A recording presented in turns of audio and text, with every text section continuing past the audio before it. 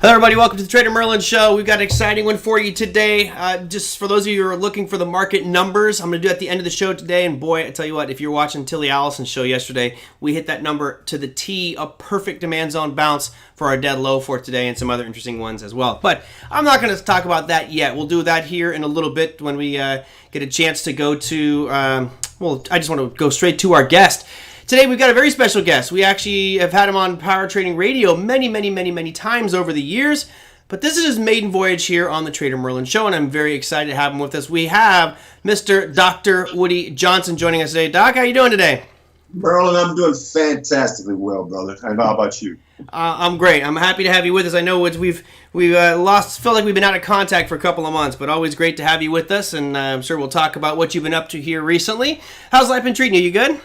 I am good. I mean, of course, we've got some challenges here and there, but as someone told me, you've got to take care of yourself first and then make sure that you are in a position to help others, and because that's what it's all about. I mean, we're all in this together. I mean, it's kind of a catch-all phrase, but it really is true. Yes, it is. Well, we'll I'm sure we're all taking care of ourselves as best we can in what's been going on. I think that's part of the allure of psychology, is we have to adapt and overcome whatever obstacles are thrown our way. I have a few questions I figure we might just dive right into. A lot of these have come in over the past 24 hours as some people are excited and waiting for the show today. The first one... What's that? I said fantastic. Yeah, and everybody, the couch is open. So if you want to ask a question of Dr. Woody Johnson, you see we got a nice plush couch there. Feel free to send on your comments and questions, and we'll get you guys all seated on the couch, and we'll talk about it today. Siraj actually just says he completed reading your book, From Pain to Profit. Helped me for sure, guys. I definitely would encourage you to check that book out. It's called From Pain to Profit, Secrets of the Peak Performance Trader.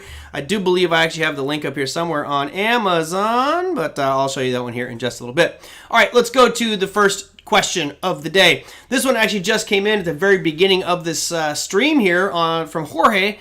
He says, how do I overcome negative thoughts of being a good trader one day? I've been in sim for a year, but I'm afraid to trade live. You and I have talked certainly about the fear of trading and investing, but what would you recommend for Jorge here? Well, first of all, whenever you start something difficult, and believe me, as anyone who has ever tried to trade knows, trading is arguably the single most challenging business venture on the freaking planet. Why? Because it's not because of money, and of course that's part of it, but the real reason is that it's the only business that I know of where when you are engaged in that business, with every tick of the market, you're either winning or losing. Now, let's say gaining or losing. So why is that important? Because both of those positions to be in provide stimulus for emotions to be out of control. Now, you might say, well, why is gain so? I mean, you're making money, you're happy. Well, the thing is, once you become so thrilled and enthralled and excited and what Greenspan used to call irrational exuberance, then you're gonna end up falling into the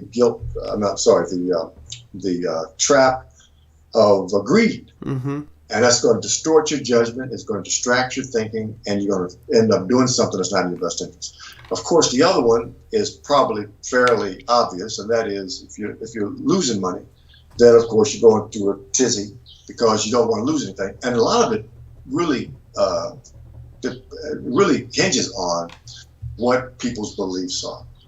Now, I talk to folks a lot about these beliefs, and there's some beliefs when you start out that you need to know about. One a trader needs to know about, and one of those beliefs is that I must always win. Now that's a very common belief, and a lot of beliefs people don't realize they have. And when you have a belief that I must always win, and just about everybody does, and I mean out of the womb we've got that. Yeah, of course. You want to always win. But if you believe that you must always win, then as soon as you get into the markets, you're going to be inundated by thoughts of, oh, wow, the pressure, and what happens if I don't win, and all this. And it tends to really erode not only your ability to focus, but it's going to erode your self-confidence. And over time, you're going to be in a position that you'll be immobilized. You can't do anything. You know, I think, and maybe you can correct me if I'm wrong here, I think that there's a solution that everybody, I guess, is not necessarily just with this, but with every aspect of your life, we have excuses that we make. And I'm not trying to be mean to you, Jorge, by saying you're making excuses. You are, in a sense, you're fearful of something. And whatever it is, whether it's trading or some issue in your life, I would encourage you to get a ream of paper, a little 8.5 by 11 page like this, like I use for every show, and right on the left-hand side, make a couple columns. And the first column here, you've got, how do I overcome negative thoughts of being a good trader one day? I've been in sim for a year, but I'm afraid to trade live. So in your first column, I'd write, I'm afraid to trade live. In the second column, I want you to write why. Why are you afraid to trade live? Is it that you have a fear of losing money, like Doctor was just pointing out? Is it that you are fearful of making mistakes? What is the fear, the list of fears that you have? And then on the third column, I would say, well, here's the solution. So, for example, if you have a fear of losing money, then just make sure you trade very small share size, right? Yeah, you're going to lose money, but maybe use a couple bucks. Big deal.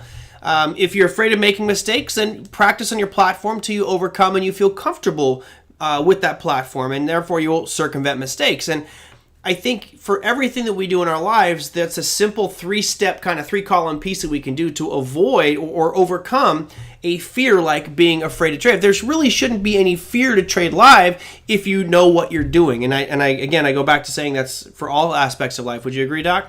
Absolutely. And let me dovetail that. Great suggestion for them that you gave a moment ago. And I'll just kind of embellish on it a little bit. The thing is, when we encounter something difficult, we begin to not only become distracted, but it's what we're distracted by. We're distracted by a belief that either we're going to be judged, which relates to someone who is afraid of being wrong, or we're going to lose, and what does that say about us? But see, the thing is, to begin to get control or to manage these things, you've got to begin to identify the conversation you're having with yourself. And when you talk about why, I've got this fear, and then the why, and then the solution. Because it's like learning how to walk a tightrope. You don't learn how to walk a tightrope by jumping into what the guy did when the World Trade Centers were out. Oh, yeah, that was amazing. Oh, it was amazing. But it took him years to do that. And you get there by first starting out, you might have a tightrope that's 6 inches off the ground. Okay? That relates to your risk management. And risk tolerance is a real big item with trading. Usually, folks want to hit, like anything, they want to hit home runs. They want to get the big hit, the big win. That's going to take all. It's going to blow your account up.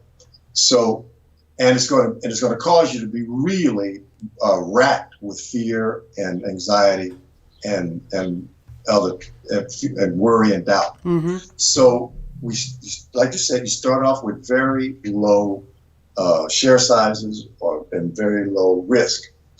So your tolerance can be, you can develop enough tolerance to use that level, and then over time, just like if you're working to be on a tightrope, over time you go from 6 inches to a foot to 2 feet, 3 feet. Before you know it, you're 10 feet off the ground, and then continue. And after a while, you feel really comfortable with it.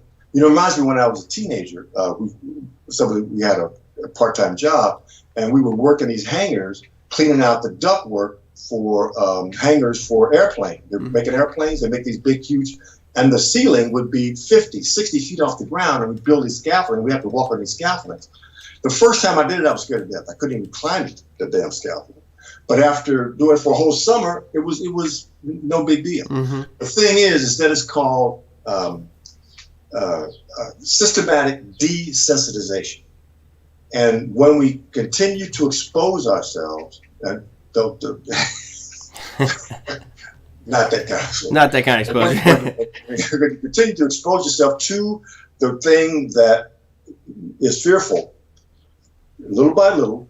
It's like, how do you eat an elephant? One bite at a time. How do you overcome a situation that's seemingly insurmountable? One step at a time. And you get the smallest enough baby step that you can begin to get traction. Once you begin to get traction, A, you got to learn what you're doing. We call it the mechanical data. B, you got to understand what's going on inside your head. That's the internal data. Neither one is more important than the other. You've got to, both of them are critical, because if you know what you're doing but you can't control yourself, then you might as well not know, because it's not going to do you any good. If you can control yourself but you don't know what you're doing, it's the same problem. Right. So Jorge, that's what I would do.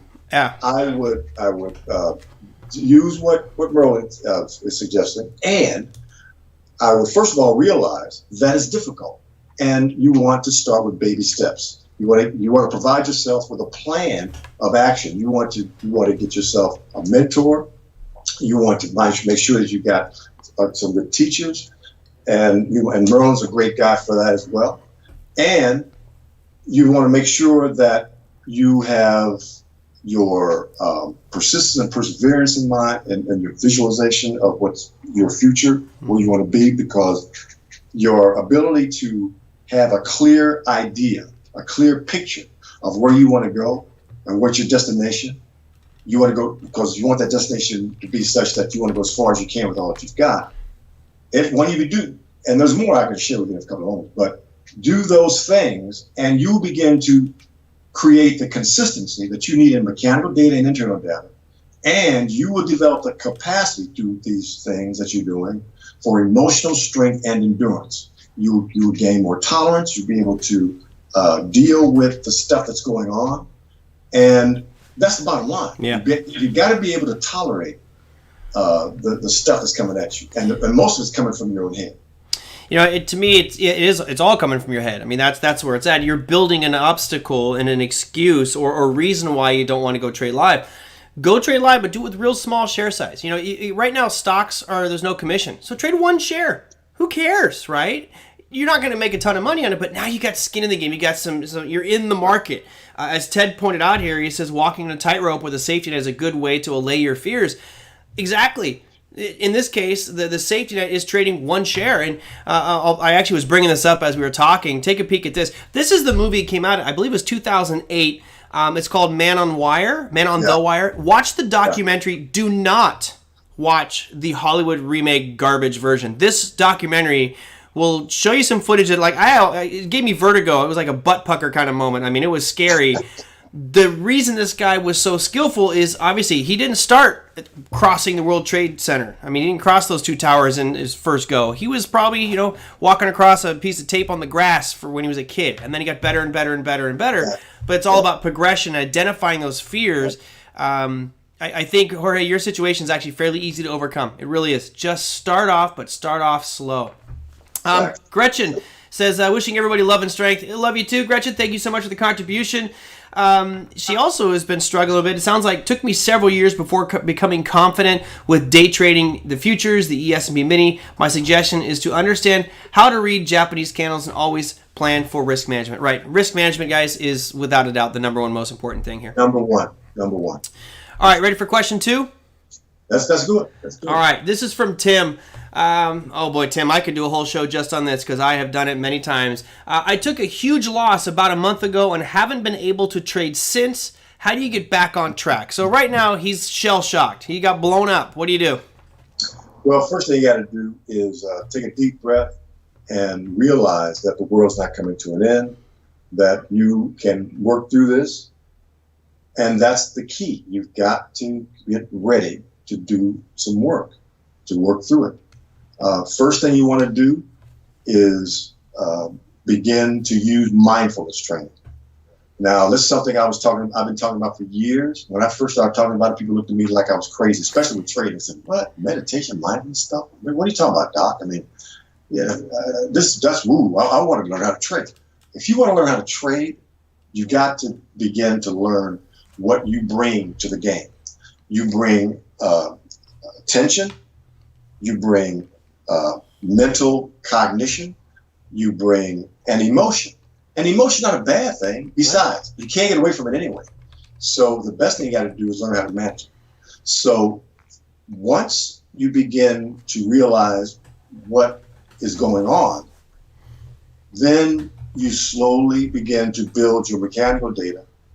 You slowly, as you learn mindfulness and you learn techniques of meditation, to center, ground yourself so that you are aligned. Because when you go into the trader trenches, you want to be aligned in body, mind, and emotion to go in the same direction and for the same goals. Because usually we're all over the place. I mean, we all are. We're human beings. Yep. We get distracted easy. Our judgment about things get distorted because of that distraction. And we end up doing things that are not in our best interest. Because like Yogi Berra said, when we go to that fork in the road, you gotta take it. But you can't take it, you gotta take one side or the other. Usually, if you go to the left, you're gonna crash and burn, you're gonna violate your rules. You go to the right, but going to the right side of the equation, and this is kind of euphemistic, talking about the right, but what I mean by that is it's just in the sense of you're going to the right side, you're going to the correct side, where you are where you got that alignment, and you are using your tools, you're using your concepts, you're using the things that you've learned in order to do the right thing on a consistent basis. To do that, you've got to be focused on what matters most, not what matters, on what matters most. You know, it's like the person, like the woman who's eating the ice cream at night, she wants that ice cream. But if she wants to be healthy, that's a want matters most. So it's always a juxtaposition of things, that one thing versus another, which is more important. You know, health is more important than eating something, and doing and getting the results that you want in your trading process is more important than being willy-nilly about it. Right. So you've got to have a concerted plan as you move forward, both a business plan or a macro plan, or we can call it a master plan. And I think I like that word better, a master plan. Yep. Because in that master plan, you've got to have all the items, and you've got to begin to identify them with some help, but you've got to have all the items that equate to what you're going to trade, your time frames, your assets, all that kind of stuff. And then the other thing you've got to begin to identify, as I said before, is what strengths do you have? And once you identify those in the master plan, then you begin to work on your plan for each and every trade and approach it systematically. Approach it one thing at a time. Don't try to do everything at once. One thing at a time. You know, I'm going to add to that because I've taken huge losses before. The one that sticks out was the one I took when I was working over in Italy. It was a day trade. It was a $15,000 loss, and I'll remember it until the day I die. That's why I just don't trade Cisco anymore, because I actually wrote a song. There's a song by Creedence Clearwater Revival called Lodi. And to me, oh Lord, I'm stuck in Cisco again. That's how my song went. Anyway, that was years into my trading career, and it brought me to my knees. It made me feel like an absolute idiot. I felt like I was just a complete moron, and I was a failure. And it took me a while to get back on track, too, because I was just fearful that the next trade would turn out even worse and worse. And I actually overcame this one by going, trust the process, right? I know that what I've been doing for years was working. I violated everything that I was supposed to follow the rules on, and it cost me big on this position. So what I would do with your loss, you say you took a huge loss about a month ago, again, bust out a piece of binder paper and write down the reasons why you lost money. I'm pretty sure I could nail three or four things right now that you did. You traded something that was very volatile. You probably traded too big a share size. You probably didn't have a stop loss in place. There's three things I'm pretty sure you probably broke those rules. So next time you say, look, then if that cost me by doing that last time, then I'm simply going to remove those pieces going forward. So in this case, what happens is, you said you took a huge loss. No. If you learned from it, it's no longer a loss, it's a learning lesson. So you had a very expensive learning lesson a month ago. Identify what caused that big loss. Now it's a learning lesson, and use that going forward so that you don't make the same mistake again. That's how you get back on track. Now, you probably don't want to go back in with the same share size. So let's say you were trading 1,000 shares on the trade. Well, now start back with 100, just to get some skin in the game again and get you that confidence up that you're going to need, because it's really tough to come back from a beating like that, or even a bad losing streak. So that's my advice from a straight trader's perspective. No, not a clinical psychologist like Dr. Woody Johnson. Absolutely. That's a perfect response. And just to kind of dovetail on one more go around, coming off of a loss, and I had a big loss, for me. Just 2 or 3 weeks ago. And those 3 things that you cited were actually involved in because it's nothing new. I mean, we're doing the same thing that we've done. It's just, it might be a different, a slightly different situation with regard to the variables. But when that happens, you've got to, regroup, take a deep breath, begin to identify again what your strengths are, and go back to what you did wrong, that you were saying a moment ago. But here's one more thing though I'd add to that. Make sure that you've got some support around doing the right thing the next time. What I did, I was in a trade. And we can call this the surge, well, not surge, but the becoming married to the position. Mm-hmm. Yeah. I just didn't want, I just didn't want to let go of it, and it was just a horrible situation. So I had to go back and identify again to the small items what I needed to do differently, which I knew because I had done before. I just had a lapse when things happen, and then rework that issue over and over again in your head. Mm-hmm. But when you work it, seeing yourself doing the thing that you're supposed to do the next time. When you do that, Merlin, and everybody else listening, you are creating what's called a future-paced image and a future-paced traction of where you want to be, which this internal representation then begins to alter your brain chemistry and how you look at it. Mm-hmm.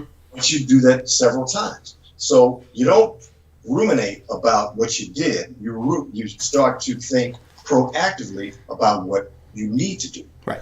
The more that you do that, every time you go through that scenario, you make that image stronger, and the more you make that image stronger, the more you are setting connections that fire together, wire together. What that means is that the more that you do something and you fire the connections, new connections in your brain, those new connections will begin to become hardwired. It's just a metaphor. And when they become that way, it creates a path. It's like when you walk down a pathway, you create a rut, and everybody goes down the same way all the time. Same thing happens in your brain. And you can become, you can actually create the future that you want by working in the now with the future visions in mind. Yeah, and I think that an important part to that is you talk about ruts and you always go on the same path. In some cases, that may not be the right path, and you have to break out of that, which is challenging because you look off to the left or the right, and all of a sudden you see, I'm using a trail analogy, but you've got foliage off the sides. It may not be a clear path, but that is actually the way that you may need to go. And unfortunately, it's challenging for us as traders to find out exactly where that is. That's why, obviously, I love working with Online Trading Academy, because we have an environment where we can help guide down that path. But we all might be slightly different and have a slightly different trajectory. And Tim, I'm not happy that you took the loss. I'm happy if you learn from that one and make improvements to yourself on it. what Doc is talking about is really NLP, like neuro linguistic programming, where you need to reprogram your brain right now. You've put yourself in a defeatist category where you're beaten, and now I'm empathizing with you because I've done this. You feel like a loser. You feel like a failure. You feel like you can't do it. None of that is true. I mean, actually, I don't know your trading background, your history, or your track record, but most likely it's not true. So start to rewire yourself and think, okay, I lost because of this, this, and this. Therefore, next time I'm going to put these steps in place to ensure that I don't go down that path again, and then you'll reap the rewards from that, and it will now be programmed into you. So I hope that all works out for you, Tim. Thanks for that question. I got one last one here, and then we'll talk about your new endeavor, see what you're up to, Doc. I've got Eileen says, is there a test or something that can help determine what my problems may be as a trader? Wouldn't that be nice if you could just like have a scan? It's like, oh, wow, you're really bad with stop losses. There are some good tests. Oh, yeah? Okay. I created a test several years ago, a little short aptitude test. And a couple of my colleagues out there, Van Thorpe, created a test. And Brett Steenbarger created a test. So, and these are, if you are in and around the trading world, you're going to come in contact in some way, form, or fashion with these guys if you are interested at all in trade psychology. But the thing is that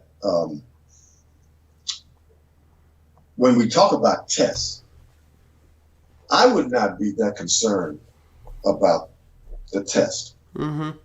Now, all this test is going to do is provide you with guidance on whether or not you've got an aptitude. Now, the turtles, I'm sure some of you out there will remember the turtles, and Merlin is an expert in the turtles, I believe. The two guys came together, and they had they were very successful traders, and one felt that trading was innate. Either you had it or you didn't. The other felt that anybody could do it. So they set upon this experiment, it's called the turtle experiment, where they took people from all walks of life, all ethnicities, all races, and they had one set of rules. They said, look, and here's the bottom line. You have a number of things, but I'll give you one major one. Here are a set of rules you got to trade by. If you violate one of these rules, you're out. You've got to keep the rules. Yep. All of these turtles that they brought on, I believe I'm correct in this, all of them became very successful. I believe they all did. But here's the thing, and this is one little caveat. It's if you can follow instructions, if you can do, and you can be coached, you can trade. However, what they didn't really talk about was this one point that can really get in the way, and that is that what your mindset is and going forward. If you're the type of person that believes that you need to always put your spin on something, to tweak something, you're gonna have a lot more issues than someone who doesn't need to do that. And that will help you to follow the rules and do the thing that you need to do each and every time. If you can do that and you get a good mentor, a good teacher, then you'll be fine. If you can't do that, then do something else. Don't trade. Yeah. I think there's a couple of things I've seen in myself that I had to correct over the years. And I don't know if they necessarily need to take a test. I think that most of us could be our own analysis and figure out, are there things that you do well? Because I don't focus just on the bad, but the things that you do good and the things that you do bad, right? So, for example, if you know that you're a very stubborn person and if someone gives you a piece of advice, like, I don't need to hear it. I know what I need to do. Right there, you have a problem in trading because the trading world is always throwing different things at you. So if you're stubborn or always have to be right, one of the things that had to change for me big time was the ability to just say, I was wrong. Wow, screwed up on that one.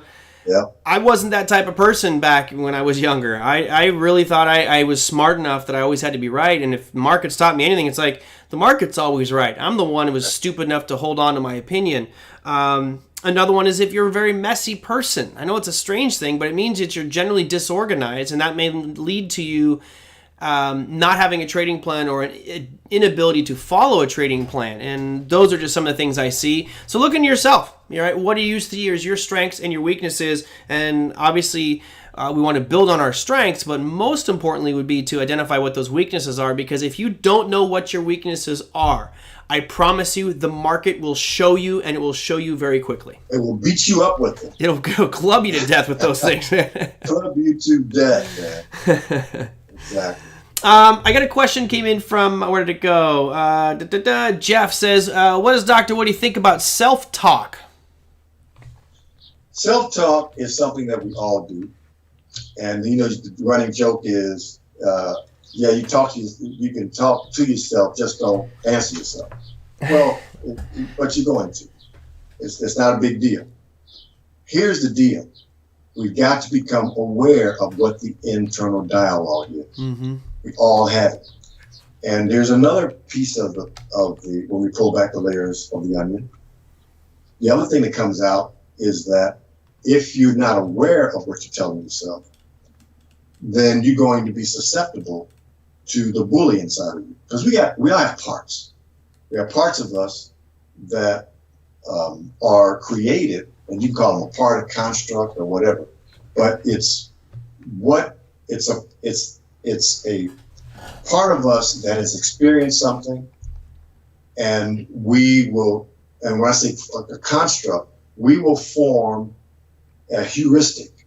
That is a way to, or, heuristic is also an algorithm, and both the same thing. Mm-hmm. Heuristic is something that we do internally, and algorithm is something that we work through. But they're both ways that we've put together to address an issue, a challenge, a problem. So that algorithm of how we deal with it, that's a part.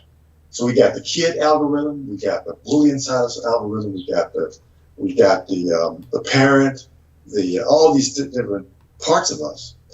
And what's important is to start becoming aware of what we're telling ourselves. So when we do something that's boneheaded, we lose money,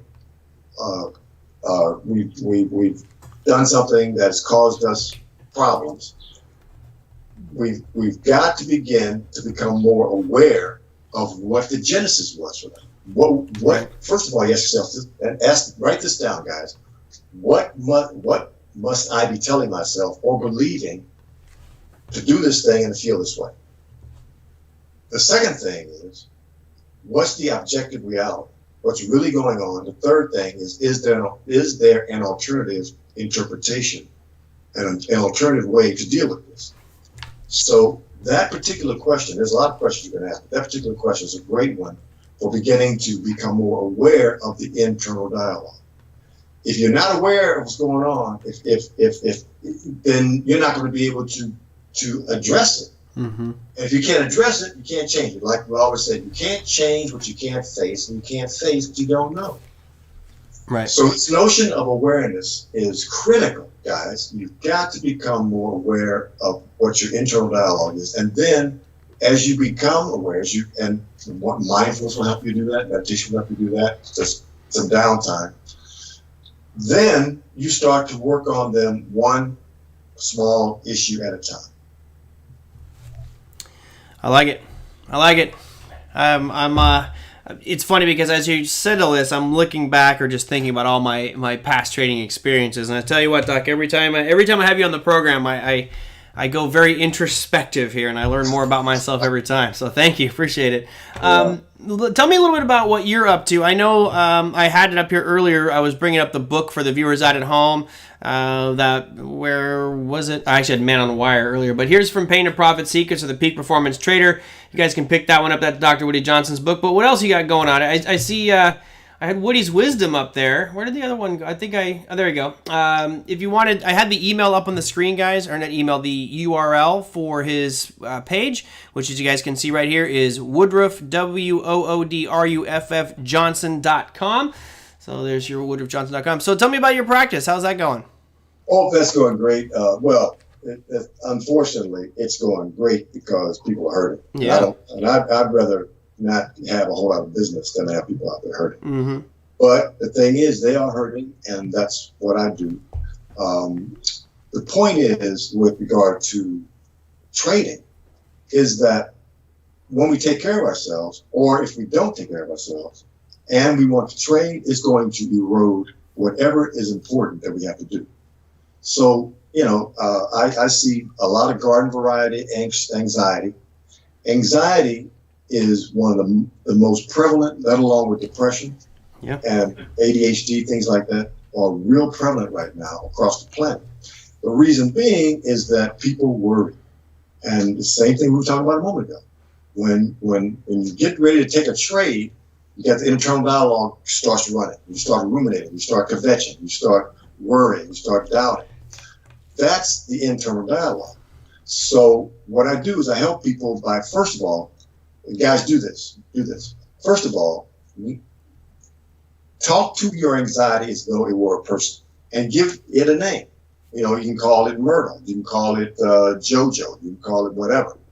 So when the anxiety starts, what you want to do is say, you know what, JoJo, look, I don't have time for you right now. You go off, and I'm going to put you in the closet for now. I may let you out a little bit later, but right now I'm busy. You'll be surprised how effective that can be, because here's why. You have objectified this thing that's really causing havoc in your head, in your life. You've objectified it and you compartmentalized it. Now, the more you do that, the better you're going to be at it. Once you've done that, then you begin to look at the worry and the doubt, not so much from the standpoint of trying to get away from it. And that's the second thing. I share with people that you cannot stop all anxiety. You cannot stop all discomfort, because there's two things anxiety wants you to be. Anxiety wants certainty, and anxiety wants you to be comfortable. It wants you to always be comfortable. And that's impossible. Right. And since it is, begin to manage your thoughts and manage your emotions and self-regulate your physiology. You do that through deep breathing techniques. You do that through mindfulness. You do that through naming your anxiety and your worry. And you do that through managing the things in your life one part at a time. And hopefully that helps you a little bit. Hopefully it listens a little bit in terms of what's going on. So that's what I deal with a lot. I deal with a lot of anxiety, a lot of depression, a lot of folks that are running around wondering what's going to happen. Yeah. The interesting thing about anxiety, and for those that don't know, I had a pretty significant battle with it for the last couple of years. Ended up in the emergency room because I just didn't know what the hell was going on. And I think that's part of the major problem here is with anxiety in particular is people they feel anxious, but all of a sudden it's a foreign feeling to them, and they feel out of place, and maybe it feels like it's a health issue. Mine basically it crippled me. I mean, I couldn't walk, I couldn't move, I could barely breathe. It was just bizarre. And yeah, you're right. A lot of it is just identifying the problem. Kind of like going back to the question from a viewer earlier about, how do you get back on track? You had to identify the problem and why you lost. So I had to identify with my anxiety what it was, when it came on, what were the signs, and what it did to me, and then I had to figure out a plan. Literally had to rewire my brain to figure out how to deal with this. And the good news is that those anxieties attacks are very, very far and few between, but it's certainly something that takes a lot of work to get into or to overcome. And having someone like Doc in your corner will certainly help you out. He gave me some nice words of encouragement along the way. I appreciate that. Always a pleasure, my brother. And the thing is, one more point. With regard to that, because so many people suffer with it, and I have too. In fact, one night I wrote a post. It was late at night. I was sitting up and I was starting to feel my chest was feeling kind of poundy. I was feeling like a weight was on me. I said, "Wow, I'm anxious." Yeah. And I said to myself, well, you have a right to be anxious. This is at the early part of the COVID, mm-hmm. and I said, you know what this is, and you know how to deal with it. But a lot of folks don't. Yeah. They don't know when they start feeling their chest pounding. They don't know their head feeling like it's swelling up. They start to sweat, hyperventilation, things like that. Like you were saying a moment ago, Merlin, when you couldn't walk. All of these are classic signs of your physiology going out of control. The way to get back in control is to learn self-regulation and the self-management. Yeah. And one more thing about this thing about certainty. Certainty is what, and the lack thereof and the pursuit of it is what fuels the market. Right. It fuels the market. And you can't have it. It to be truly certain is not a position, because it is impossible. So learn that certainty and being always in control and always comfortable are not possible. So once we come to grips with that, then we can move forward and realize that, we're not going to die. We're going to be okay. You'll be all right. Yep. We're going to learn how to work with this. Yeah. Yep. All right, guys, if you are interested, I have his page up here. You can go to woodruffjohnson.com. It's WOODRUFF Johnson.com to learn more. You can also pick up a copy of his book on Amazon, which this is the book on Amazon, From Pain to Profit, Secrets of the Peak Performance Trader. Dr. Woody Johnson's been our guest today. And Doc, I look forward to having you back again on soon now that we've reconnected. Yeah, we got to do this soon, man. I mean, I love you. You're my brother from another mother. And I'm good seeing you, man. Great seeing you, my friend. All the best to you. Be well, be safe, and we'll see you next time, man. Sounds great, Doc. Take care. Thank you so much. Thank you. Bye-bye. All right, guys, that was Dr. Woody Johnson. Just an all-around great guy, always willing to help out, and got a lot of great things to help rewire our brains, whether it's trading or just in anxiety and depression, as he mentioned. It's I know this is going to take a tangent here, but it's just a personal thing that happened to me. This was February or March of a couple years ago, where I had this just unbelievably bizarre panic attack, and it just hit me like a ton of bricks. And for years before that, I would always look at certain people that had done really stupid things. For those that don't know, Robin Williams was actually my babysitter when I was a kid. And when Robin Williams committed suicide, I couldn't believe it. I'm like, what a selfish jerk. How could you do something like this? And then you had Chris Cornell and the lead singer from Linkin Park and a lot of other really prominent people take their lives. I'm like, why would you even consider? How could you be that selfish or stupid? And then all of a sudden I started having these crazy thoughts in my head during fits of anxiety, which would probably be equated to depression, I guess. And then all of a sudden I realized, when you don't control your anxiety, all it takes is a moment of weakness, a moment of just giving up in your brain, where all of a sudden you could succumb to those bad thoughts that sometimes happen during anxiety. So if you're one of those people who struggles with that, got some crazy thoughts in your head, talk to a therapist. Dr. Woody Johnson's a great guy. I would highly recommend him. Again, you can go to, I had it up there, woodruffjohnson.com. Of course, we can talk about trading as well, but I digress here into two different paths, to not just trading psychology, but also personal psychology, as I'm sure all people have some issue going on in their brain, and most people have it under control. A lot don't. All right, let me go into your economic announcements for tomorrow. There really isn't too much that's noteworthy. Tomorrow we have core PPI numbers and PPI numbers for the U.S. Obviously today people were happy to see the unemployment numbers better than expected, but we saw a little bit of a market retracement on that one. Let me bring up the charts here, and I will show you what happened out there today. Here is your market full screen. Oil gave it up today. Boy, I tell you, it's just been pounding on that upper line, and today just gave it up. Could not manage to break above it, down to 39.59. It's not over, right? This still, I would argue, is an ascending triangle. I'll make sure we're not in snap mode here, and I'll draw it in for you. It's still looking pretty good. If you go to connect these lows, it is still in an uptrend, although it came very close to that lower, uptrending line. So, still bullish on oil, although today was a little bit of a shot across the bow. You notice that happens about every week and a half to 2 weeks. Right now, oil is down 3.2% to 39.59. Bitcoin was also hurt today, down 2.52%. As you can see here, that big red candle giving back, we'll call it a day and a half worth of gains, but still nothing overly noteworthy from a technical perspective. Russell 2000 also down 2.03%, but it also is really just sideways since the 15th of June. Gold. All right, gold did break above that 1800 mark yesterday. We reached an intraday high on gold yesterday of 1829 and change. We fell back down. We are at 1807 on gold right now, but still above that 1800 mark. So all in all, looking great for anybody who's still holding some gold. Now we're on to the S&P.